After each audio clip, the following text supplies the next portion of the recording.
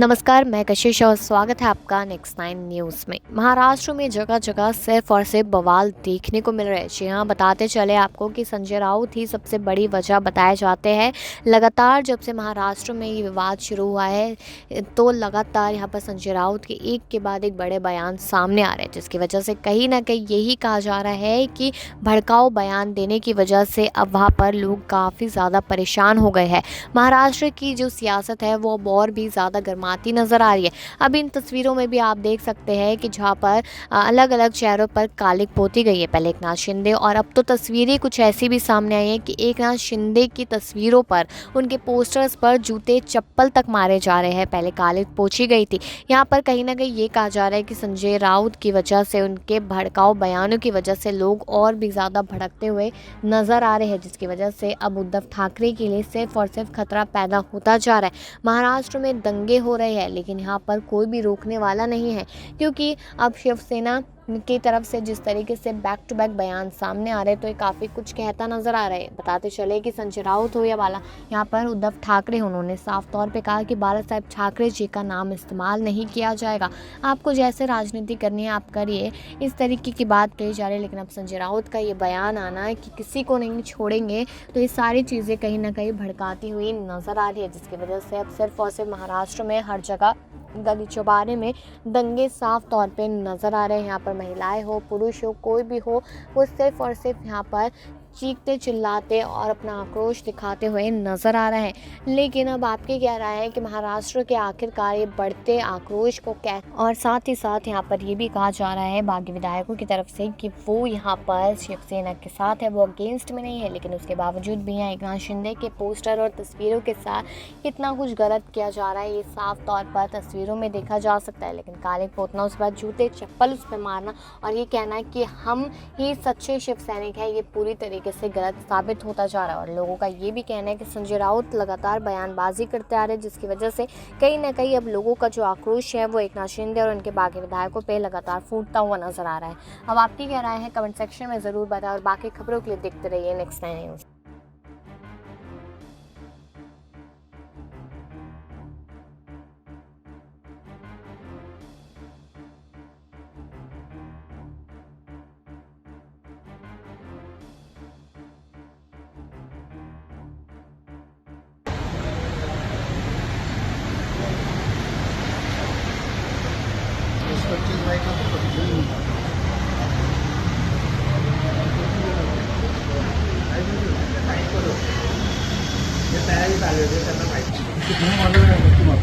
नाही समोरच मारला तुमचा कोणच नव्हता ना कोण का मारला ना हा कोणता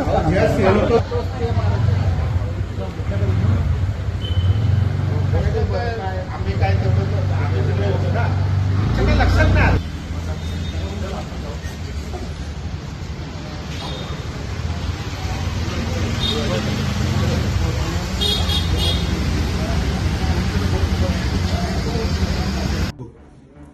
आज जिस तरीके से हमारे महाराष्ट्र में जो परिस्थितियां निर्माण हुई हैं, एकनाथ शिंदे गुट और बाड़ा साहब को के विचारों पे चलने वाला जो एक ग्रुप है वो एकनाथ शिंदे जी के साथ में अलग तरीके से निकलकर आज गुवाहाटी में बैठा है। उद्धव ठाकरे जी ने रिजाइन तो दिया नहीं, घर छोड़ दिया।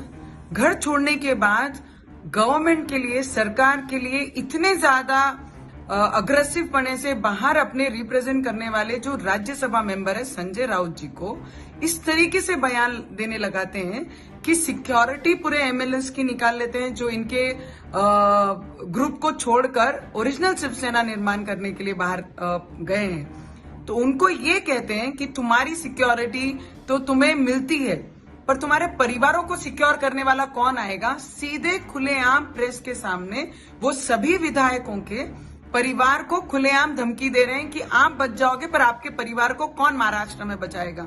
इस तरीके से संजय राउत धमकी देते हैं। तानाजी सावंत जो विधायक हैं महाराष्ट्र के, आज उनके ऑफिस में ऐसे कई उद्धव ठाकरे के गुंडे भेजकर उन्हें तोड़ फोड़ किया। मुझे एक प्रश्न उद्धव ठाकरे जी को पूछना है, बड़ा आदरणीय बाड़ा साहब ठाकरे जी के एक भी स्पीच में, एक भी विचारधारा में आप कहीं बैठते हैं क्या? 56 साल उनके शिवसेना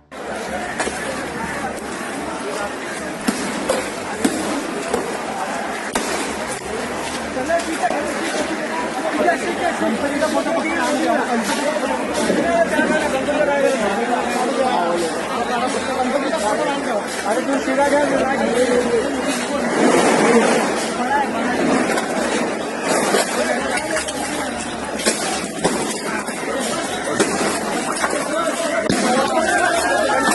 गणपतीचा फोटो